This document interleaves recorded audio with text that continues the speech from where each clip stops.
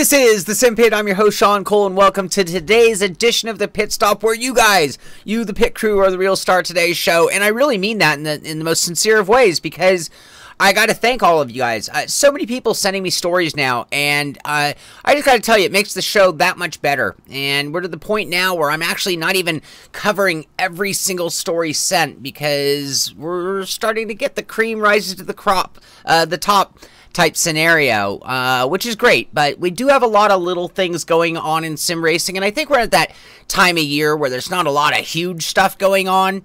A few things out on the horizon still, but right now we're kind of in that phase where we have a lot of competitions and a lot of updates and things like that going on. But there is a lot to talk about, and depending on your favorite sim, some of it may be very important to you, and some of it maybe not so much.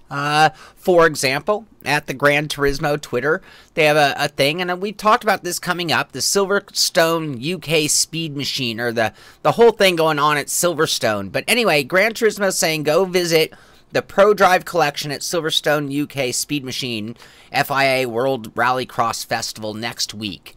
You're going to get a chance to break the record by the Subaru WRX STI Nürburgring lap record of 657.5 on Gran Turismo. So they're going to have the PlayStation Pod sitting there right next to the Subaru and doing a whole competition there at Silverstone. And if I'm not mistaken, I'm not sure if it was the online competition or the in-person competition, but wasn't somebody going to get a chance to drive one of those cars, if I'm not mistaken? I believe that was one of the grand prizes for the event. I'm not sure if that was in person or online, but I think that was something else going on with everything that Sony's got going on with the FIA World Rallycross Festival next week at Silverstone. So if you're in the UK, you might want to head over to Silverstone next weekend and check that out, in addition to some great racing. Today, Project Cars is announcing the launch of their Renault eSports series. So we talked about it coming up. It is kicking off today. What do you know? Culminating at the final at Silverstone. So this is a whole competition building up to the final event, and something else that I'm going to encourage all you guys to get in on. I see a lot of guys, we've thrown down the gauntlet a few times on Project Cars on some of their weekly or daily challenges and things. And our guys, the Simpit crew, have come through strong and lit up those leaderboards. So maybe this is the area that we need to go after and see what we can do and what kind of impact we can have on that version of eSport.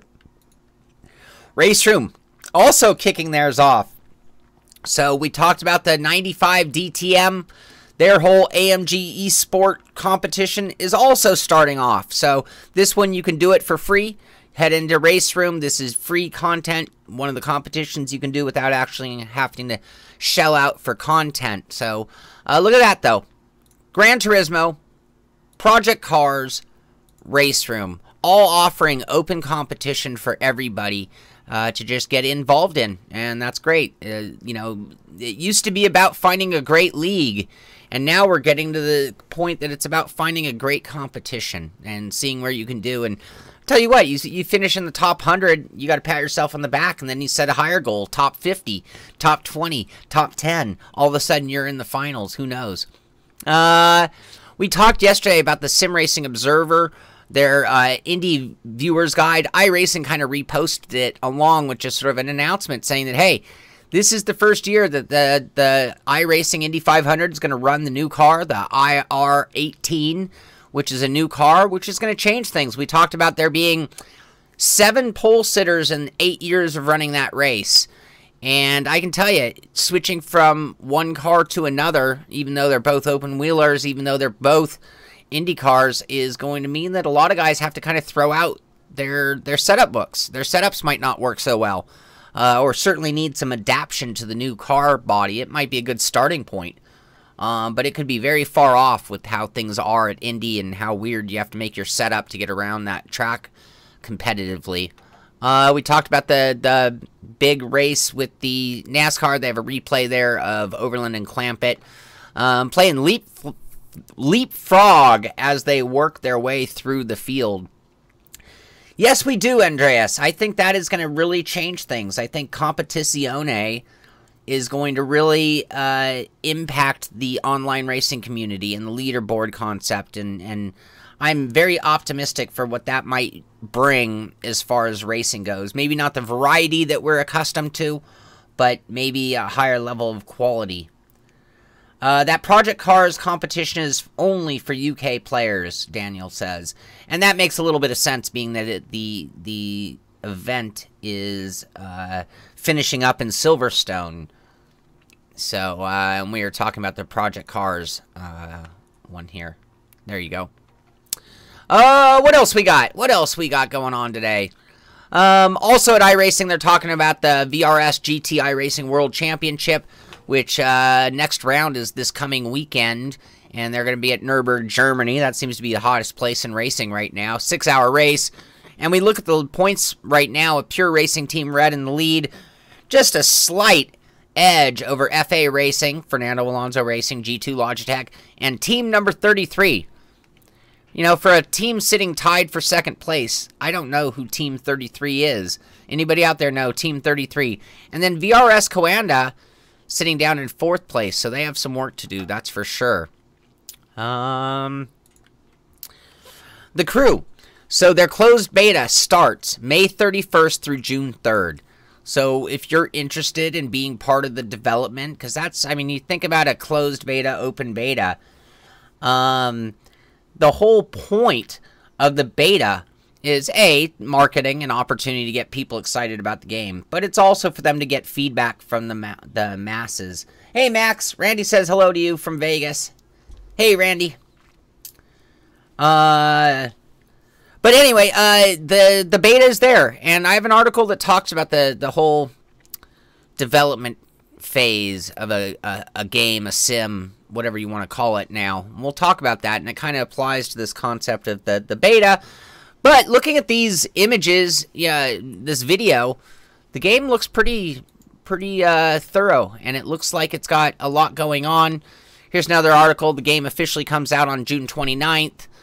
But yeah, you can do the beta now, or on the 31st you can get on another article about the Crew 2. So the Crew 2 is getting around right now and letting people know. Mambo, the Mambo number 5, well played. The new Dallara has the same chassis, just a new body, but with the new body comes new aero. So that's still going to make a drastic change in setup. And again, when you think about Indy and getting into that turn 1, John, you even mentioned turn 1 being one of the most dangerous corners in all of racing. Yes, I agree. The Crew 2 looks like another good Monday Fun Day title, and it would be a lot of fun to do that with a bunch of friends. And that's what we'll be looking for in that game, is how easy is it for us as a group. Yeah, he hides. He literally sleeps right behind my backdrop. But you guys don't need to see my storage back there. It's not worth it. GT Planet talking about Ride 3 coming. So this is sort of similar to, no, Ride 3, but it's another a good motorcycle game. It's one that's got some lineage, and one that a lot of people are going to be excited for, guys who played the previous versions of Ride. So it's going to be not until November, but we are, you know, more and more motorcycle games. Ooh, the Ducati. And this comes from the guys at Milestone, who, you know, they have a pretty good name in racing at this point, sim racing, at that certain level of title. But this could be another fun one. And interesting, we've seen a lot of motorcycle games going on right now. That really would be something to see Danica.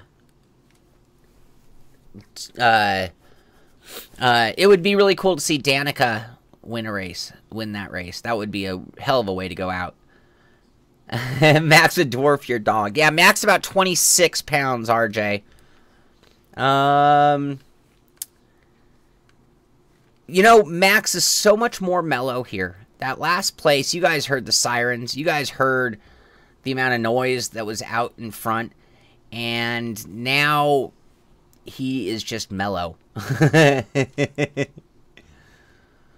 Oh, Ride 3 is going to suck, says Pillowcun. Yeah, I'm not too optimistic for that one, to be honest with you. But TT Isle of Man, I have to confess, it was a lot more fun than I thought it was going to be. So hopefully it will. Race Department has a write-up on the new update to Kartsim, which we've tried out here on the show. Kartsim by rFactor 2. It's actually them working with a third-party company to create in-house content. So Kartsim is very much part of rFactor 2 official. There's been a big update to that, and if you want to find out more about that, you'll find it at Race Department out there. John's gonna go sit in traffic. He likes to see Riverside rebuilt on California City's unused land. Hey, Grant, how you doing? Alright, moving along. FA Racing has a hot lap to be checked out. So if you want to see a world record setting lap in round 4, this is the round 4 qualifier for their road championship. And you can see exactly how Arlene Mallet is getting it done. And this is in the Honda Civic. And I'll tell you what, if I were to drive that car, it would look like a Honda Civic driving around that car. In the hands of Arlene Mallet, this thing looks like a rocket. So you want to get some tips and tricks on how to be one of the very, very fastest in Forza. You're going to want to watch this video and see exactly what he's doing with it. Where is he braking? How aggressively is he turning in? You know, coming into the carousel section here, a little break, you saw the dip of the car. You see him hugging that inside line versus taking like a wide late apex for that long corner. So the point here is when you get a chance to learn from one of the best of the best, you're definitely going to want to do that. Let's see, what else? Thrustmaster. This doesn't belong here. Oh, yeah, it does. Yeah, it does. No, it doesn't. Sorry, that's not supposed to be here. Derick Spear has a new controller. Here is the Derick Spear design, Blue 32 Bluetooth controller. So Derick Spear is one of those guys known for making good boards that you can build your own, do-it-yourself, wheel, pedals, button box, whatever you're talking about. And now he has a new Bluetooth controller, which could be a game changer for a lot of people who are trying to build certain types of things and utilize that kind of technology. So it's been a while since we've seen new things. Yeah, who put that there? Yes, it was the Civic Type R that he was driving. Civic Type R. I had a HOTUS, and I don't have it anymore. It's a great stick. Great stick, by the way. So today is the day, and probably too late to have an impact, and I've warned you guys, but we will find out later what's going on with the net neutrality and whether they're going to hang that dude. Ajit Pai voted for. What a... oh, my God, that guy. Anyway, I remember when Jessica Rosenworcel was coming out and, like, adamantly, publicly against it. But anyway, death to Brendan Carr, Ajit Pai, and Michael O'Reilly for being in the best interest of everybody but you and I. Nick hacking into my PC. No, we're not. No giveaways today. No video cards. No, nothing. No giveaways. We talked about, but here's a cool video that's really showing off that new controller. I totally didn't grasp the concept of how large it is. And I guess this thing's sort of like got abilities. It isn't as simple as it looks.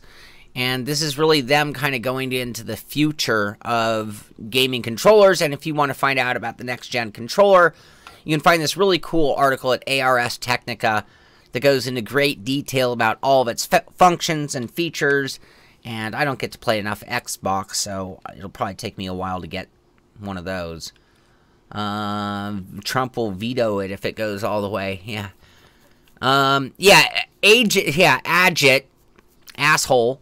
Ajit is totally on the payroll of the companies that he voted in the best interest. And again, I don't like getting into politics, but this is one that affects us so directly that I just don't even mind. It's like, but in general, I'll point a finger at every politician out there. They're all for pay. It's such a crock nowadays. I mean, at some point in time, it was all innocent. When they wrote the Constitution, it was all innocent. But the disgusting amount of corruption that is just like, you look at the way legal guys look at an argument, and it's like, well, if you want to reword everything, you can make it say anything you want. And I love how the interpretation of what's supposed to be in our best interest has been completely eroded to the point where I don't care how innocent they seem, 99% of them are full of it. Yep, you know, it's funny, I was talking to the guys before the show, and I was like, wow, I'm really swearing a lot today. I must be a little edgy today. I hope we don't get a topic that gets me going, because I might not know to shut up. Anyway, Mudrunner has some new DLC coming out for Spintires, which could be very cool. If I had a lot of time, I would play a lot more Mudrunner. I had a lot of fun playing that game, but it was the kind of thing that it was going to take some time to really get deep into. I'll tell you more. I will tell you more, Spatial. It is called The Ridge, and it's coming out May 29th for free. It's going to have a new map, new vehicles, the D538, a heavy-duty tractor, and the B6A, a lightweight tractor. New add-ons also coming to it. They have a video with the gameplay trailer. I don't know if this is showing the new content. I believe that's old. That might be the new map. Oh! So... anyway, Spintires, a good, fun game. Free DLC is always enjoyed by everybody. And that could be kind of cool as they continue to expand that game. I'm edgy. I'm edgy today. So, what else we got? Gamestop has a 20% extra trade bag incentive. So, you go in, you pick up your bag, you go home, you fill it up with all your old games that you've been hoarding. Because you sit there thinking, oh... I know this copy of Donkey Kong is going to be worth something someday. Go grab those boxes of old titles that aren't going to be worth anything any day. And take them in because they're actually doing extra bonuses at GameStop right now. So if you are looking to clean up, if you're looking to not end up on the show Hoarders or Storage Wars, then grab all that old gear and get rid of it. Get it into GameStop, get 20% extra, which is nice. Thank you, Jesse. Thank you very much. I appreciate it, you guys. You guys are awesome. You guys have my back in a way that I never imagined the support this show is going to get. I really appreciate it, you guys. I talked about the beta for Crew. Excuse me. Here's a great article here at dispatchescheatcc.com. And it's talking about Farm Sim. But what they're actually talking about is the new process of game development and how the game companies are listening. And, you know, granted, most games come out in desperate need of patches and fixes, and I think that's just because the game companies are probably taking more challenge upon themselves than they can handle. But the moral of the story is this is an article talking about the way it works, the way they're getting that feedback, that criticism. When they put content out on Facebook, they are looking at the comments. They are taking it to heart, much like I do when I do this show. It's like when you guys tell me, oh, this sucked or that sucked, I listen. I take that into consideration. Anyway, this is a whole article talking about the beta phase and how the developers are working with the community to hopefully make everything better. We mentioned it, but it is now hit. So the new DLC for Gravel, I don't know if I've even ever played Gravel, which is sad and too bad, because I played its predecessors, and they were fun games. It would be a great Monday Fun Day title for sure. But anyway, some new DLC, free DLC, is out for Gravel, and you can check that out. MSI is kind of rebranding things to utilize the AMD Radeon graphics and really go after the gaming market. So they've got their new logo and a whole new face to MSI as they, you know, kind of gear up and get their launch. Well, not so much their launch as much as getting in the stream of things with the AMD side of graphics. So more and more coming out of that, including we've got a sale on the 1070 Ti Mini. So this little mini card, 1070 Ti, is on sale for $450. I'm sorry, yeah, after the rebate. So you'll pay $499 and you'll get a 50. So its list price on that video card is $599, $600. And what did Stan say? Barbie going farming. Yeah, that was quite the picture. I agree, Jesse. If you guys haven't played Wreckfest, I gotta tell you, you're missing out. You want to talk about a game in development that is better than a lot of games that come out at full price and finished. Wreckfest is awesome. If you have not played it, go get a copy of Wreckfest. You will enjoy it online or single player. We will be playing Wreckfest again this coming Monday. It's going to be sort of the chopping block for Wreckfest. If we get some enthusiasm, we'll probably keep doing it. And if it falls off, then we'll probably switch to a new Monday Fun Day title for a while. But I love switching Monday Fun Day to playing with the guys instead of just alone. And, yeah. Anyway, go check out Wreckfest, and you can join us on Mondays, which is a lot of fun. We talked about it yesterday. Here's another article here. This one coming to us from motorsporttotal.com, talking about the new IndyCar video game. So, the Dallara DW12 for Forza 7. The 12, I thought it was the DW8. I'm all confused. The DW12 was the previous model, the original DW. Anyway, but they are talking about a full-blown IndyCar game coming, which a lot of people, when they tell me how they got into racing, what was the beginning of sim racing for them, a lot of people cite IndyCar racing. And I think it's because it was an exciting title. You walked into like Best Buy or whatever, and you saw that back when they had a PC section of games. And I think that title drew a lot of fans into sim racing. Guys that we race against now are guys who got in. Yes, IR18. Yes, like kind of goes by the year. The DW12 was the 2012, and the DW18, I believe, isn't that the way it goes by year?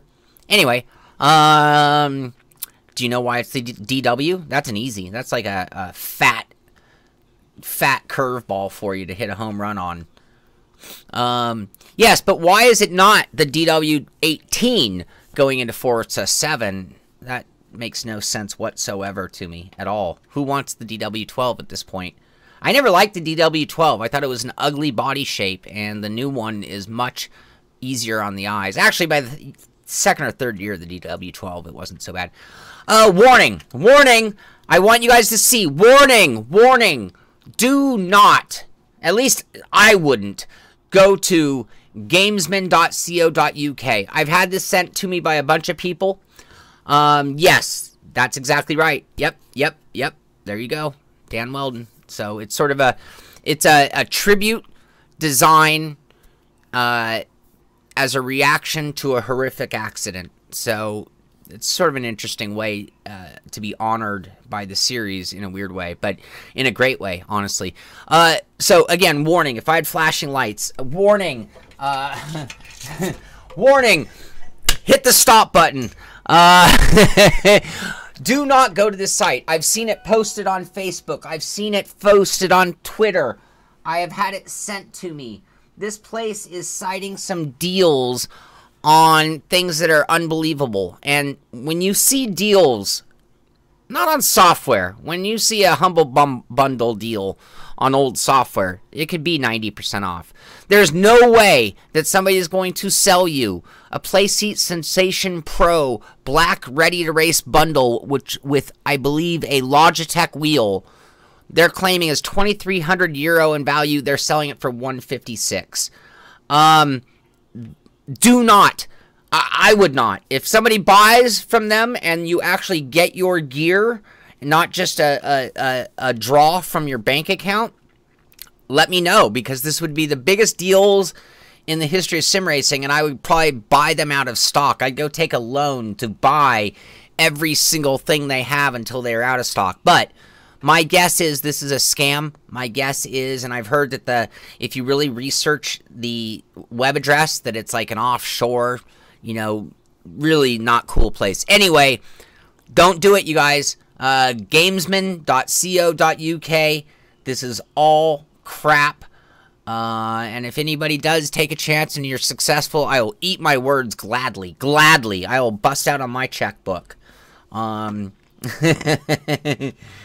So, there you go. Millennial Esports welcomes Supreme Court decision to strike down PASPA. I didn't even know about PASPA, Professional Amateur Sports Protection Act.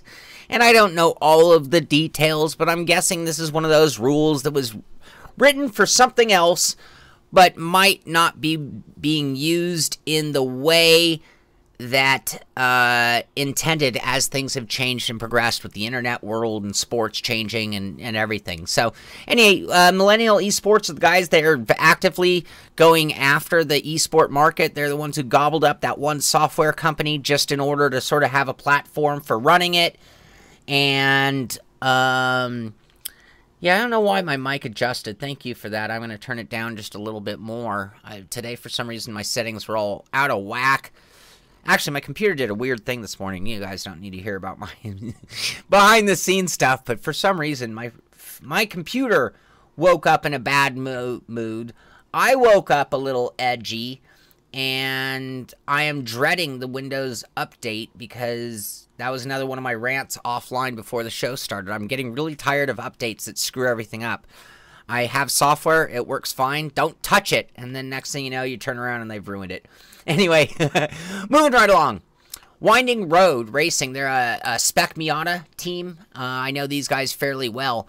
They have a cool video. This is John Allen, driving, and I believe he was on the pole for this race. I watched this race, funny enough, not knowing that they are filming a VR version of it.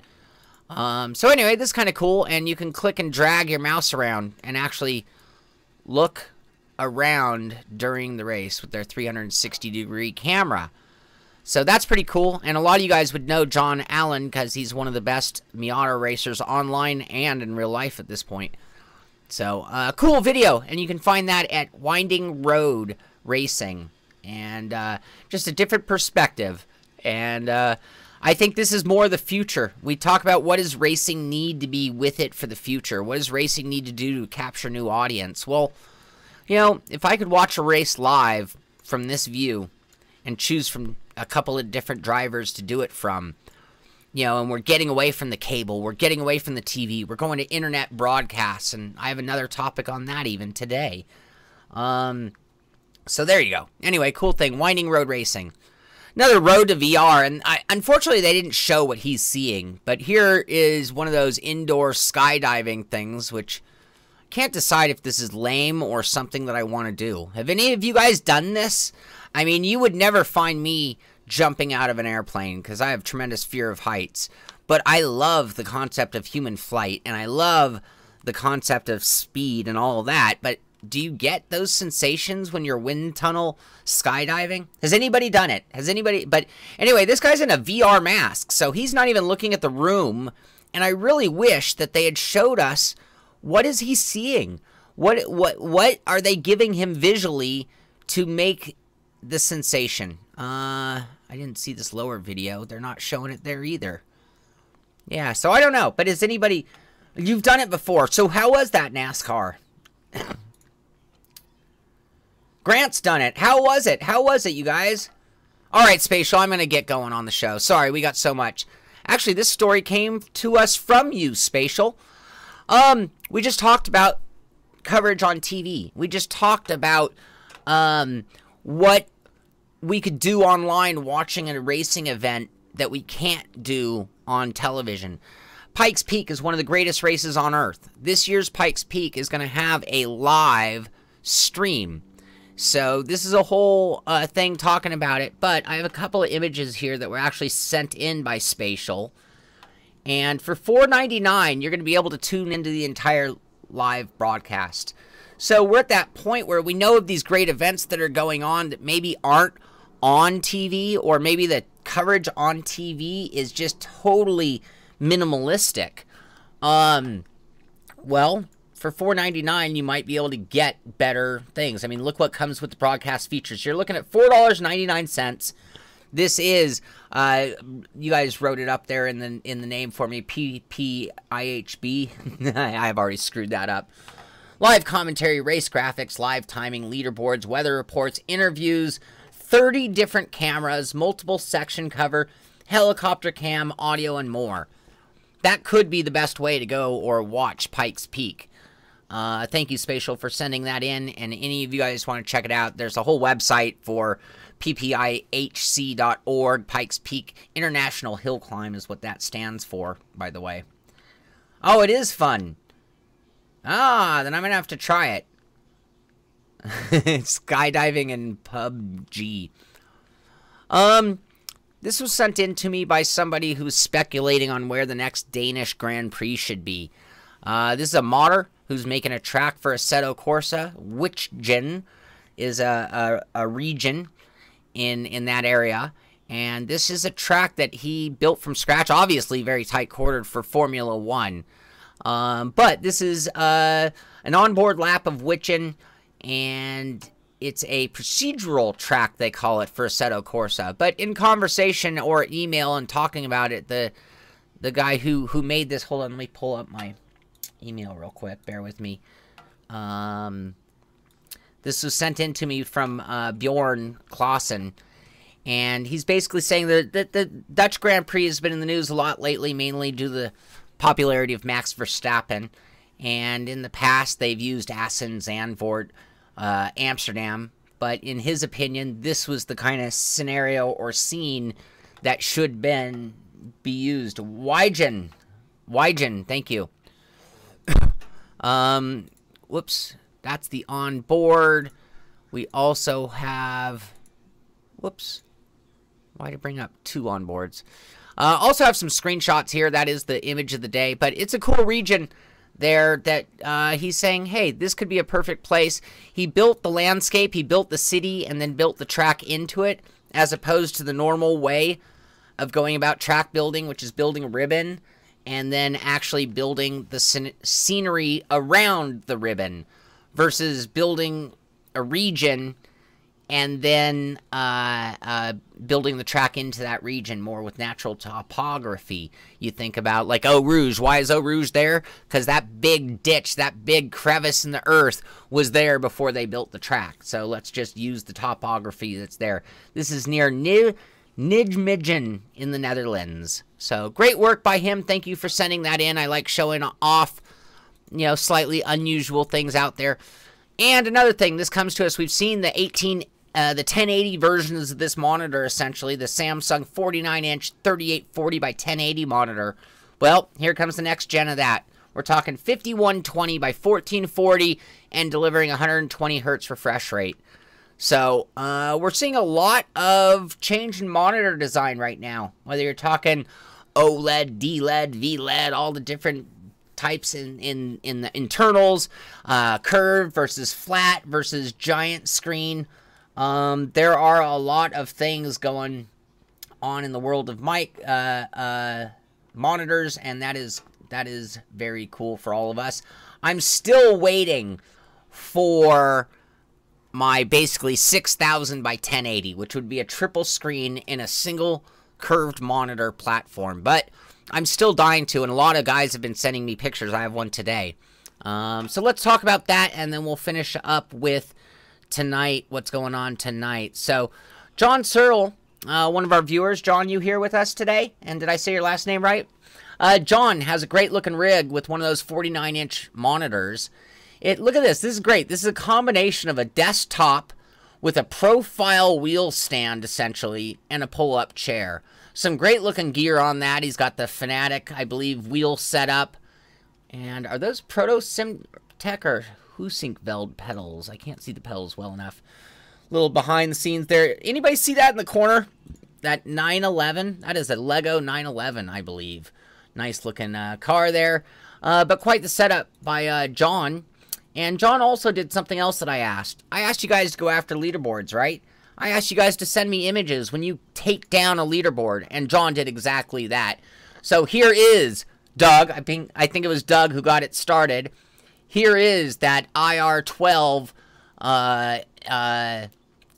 what lap time by John, but he is #1 on the leaderboard with a 39.100. So well done, John. And if anybody can better that time or even get up on that top page, please send me an image of what you've done, and I will show it on the show and show off your talent and abilities.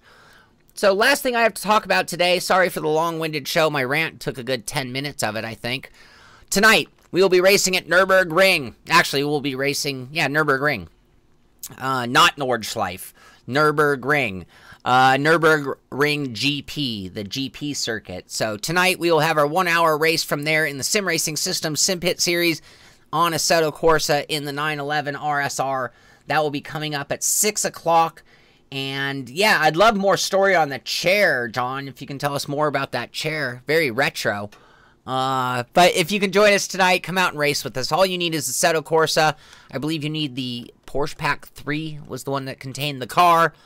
And everything else should be free, but you can come in. SimRacing Systems is free, and it should be another cutthroat race. We should check in with the leaderboard and see who is fast right now in hot lapping practice.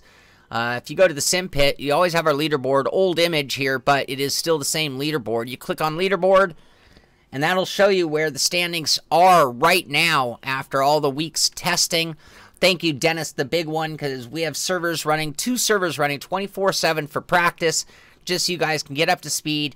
Then you'll see where you stand on the leaderboard, so you'll have an idea how you'll do in the race. But at this point, Michael, I'm going to have to learn his name because he's always up there, and it's Michel Barrent is leading the way with a 156.092, which is just, I mean, it's 0.8 faster than Ricardo Mascarenas, or Heiko Sherman is a full second back. We saw Heiko last night lighting things up. We're talking faster than fast Heiko is, faster than fast Ricardo Mascarenas is. Michel Barrent out there 0.8 of a second quicker. Other notables, Nicholas Ravencroft. Nick, there you are. Natella in 5th right now, about 1.4 back. Nuno, Rick Longano looking good in 8th. Stand on it in 9th. Joe Antonio in 10th. Sean Seabrand down in 12th. Kahudi in 13th. Carter Maxwell rounding out the 15th. And just to give you an idea how many people have turned laps, we have had 118 people post laps on our server this week. And it takes us all the way back to, looks like it's about a 2:05. I think everything down there is probably not necessarily a clean lap or only 1 lap of surveying the track. Yes, Michelle, I keep screwing that up. Sorry about that. So there you have it. We will be racing tonight at Nürburgring GP at 6 p.m. and you can come check that out. Come race with us, hopefully. I'd always rather have you racing with us than watching, but if you can't race, maybe you'll enjoy watching the stream. So that is going to do it today. Thank you all for sending in all the great stories. We had so many great things to talk about today. You guys really do make this show something. But that's going to do it for today. This is the Simpit. I'm Sean Cole, and I'll see you on the track.